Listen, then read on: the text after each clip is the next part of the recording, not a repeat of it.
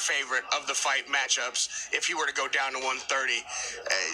Is that a strong possibility? I mean, not just going down to 130, which is a hurdle unto itself, but making the fight with Davis seems very challenging on the promotion level. No, if Floyd felt that Davis had a shot to beat Lomachenko, Floyd would make the fight. I mean, we have very good relationships with Floyd and with Leonard Ellaby.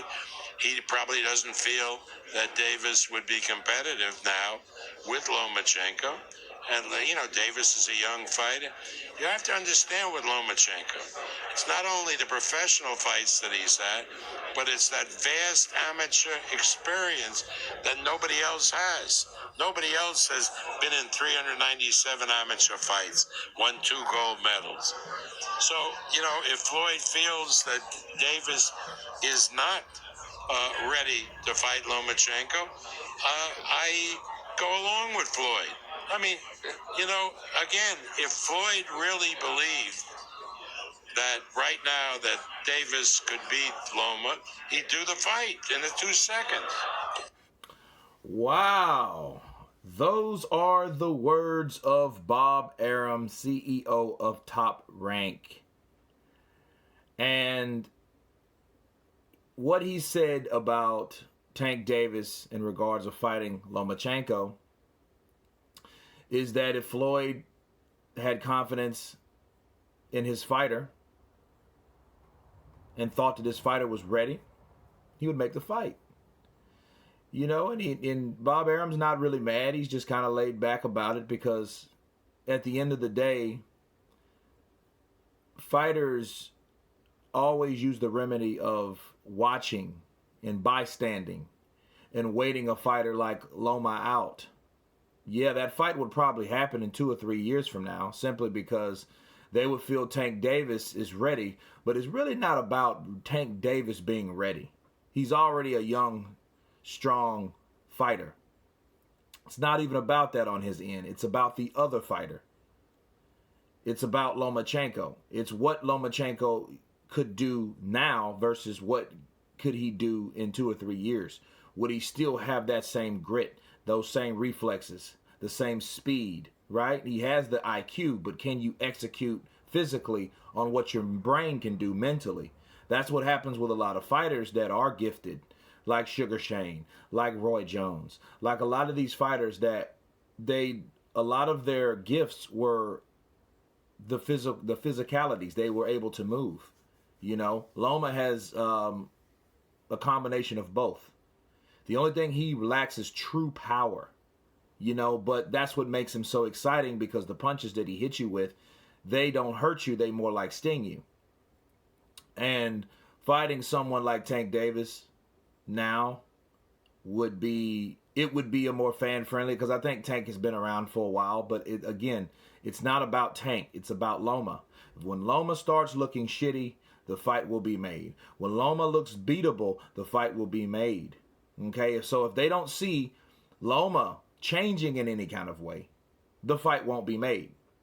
Okay, now that's how Bob Arum was clarifying it, but me counterpunching it, I feel the same way. Because a lot of fighters will do that. They will wait for a fighter to either start slacking or missing something that they used to have, and that's it. Yeah, let's make that fight with that particular guy. We'll take out the legend. We'll take out Lomachenko. But like Bob Arum said, it's not more about or all about the professional rankings. It's more about the whole kit and caboodle. This guy is a 2-time gold Olympic champion for a reason. He's lost 1 fight and avenged that twice. Okay, so the guy is almost nearly perfect, just like his record. He has the 1 loss to Salido, right? And everyone knows what happened in that fight. But so fighting someone like Loma, it's one of those things like it used to be like fighting Roy or like fighting Floyd, you know. Can someone crack the code of Floyd Mayweather? You know, those type of things and statements were passed around when these guys were active in the sport. So I'm looking at this. I think that Loma thinks he's too small to go up to 140, 147. I would have to disagree. But then again, I'm not Loma, right? I'm not Loma, and I'm not going to pretend to know what he thinks. Maybe if he feels that he's too small, he's just too small. But compared to others, that's a totally different story if you're pound for pound, right? But I have to agree with Bob Arum, and it wasn't any malice or anything like that. It was just simply saying, like, Floyd is not ready to put Tank Davis in with Lomachenko. So all the talks about Lomachenko and Davis, they're only talks. You know what I mean? It's all up to the handlers of these fighters. These fighters have bosses, okay? Errol Spence has a boss. Deontay Wilder has a boss. It doesn't matter what you label them as. They're still the bosses at the end of the day, and they dictate the career of these fighters, And one of these fighters on that side, on the Al Heyman side, is Tank Davis. And Tank Davis can't do only what someone else tells him to do. Okay, that's as far as he can go. Those guys, they are obedient over there. They're loyal. They stay in their lane. They stay in their place, right? They know not to come out and say what they want, because what they want, I don't think they know what they want, a lot of these fighters. I think they are not as, I don't think they're as creative as a talent as they sort out to be. Because had they would be making demands like Gary Russell Jr. That's the only guy over there that wants to fight certain fighters, and he is not getting those fights. Okay? So I think that Tank Davis, back to him, he's going to do what he's told until he's told to fight Lomachenko, if that ever happens. Because as long as Loma is around looking strong, fast, sharp, and depends on what he does today here in a couple hours, it will still remain the same. Now, if he goes in here to fight Campbell, okay, and he looks beatable, even though Campbell has a totally different style from Davis, it won't matter.